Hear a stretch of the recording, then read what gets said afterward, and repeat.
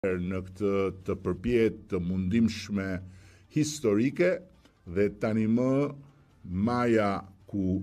do të ngjitemi së bashku dhe do të vendosim flamurin kuqezi të Ismail Qemalit dhe të Gjergj Kastriotit duke i dhënë kuptim dhe duke i dhënë sens të plot një historie të stërgjatë ëndrrimi për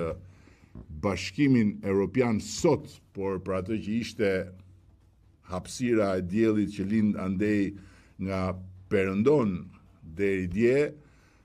është më afër se asnjëherë. Është një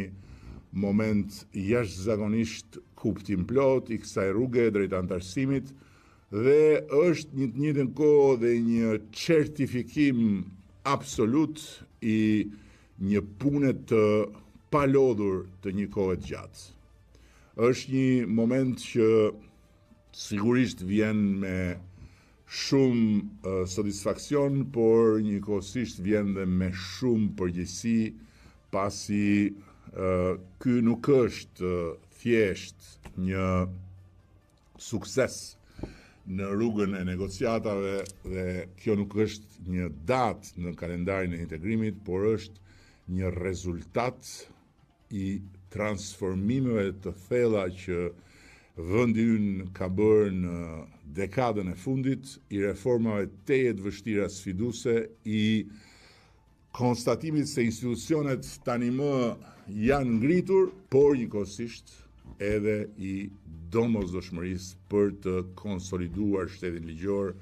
për të konsoliduar hapësirën e lirive individuale dhe për të konsoliduar atë që është thelbi, përpjekja e barazisë përpara ligjit. Është domethënëse që Bashkimi Evropian konfirmon faktin e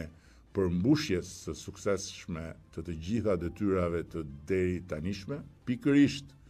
në ato fusha që lidhen me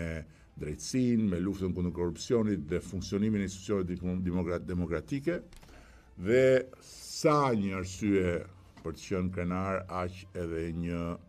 arsye për të ndjerë të gjithë peshën e përgjegjësisë në këtë fazë të fundit, e cila nuk është më e lehta, është më e vështira, për cilën kemi një kalendar të dakordsuar me Komisionin Evropian që të arrijmë me sukses mbylljen e negociatave deri në fund të 2027-s, kemi një hapësirë të ndërmjetme në 2028 dhe kemi objektivin madhor të antarësimit të Shqipërisë në Bashkimin Evropian brenda 2030-s.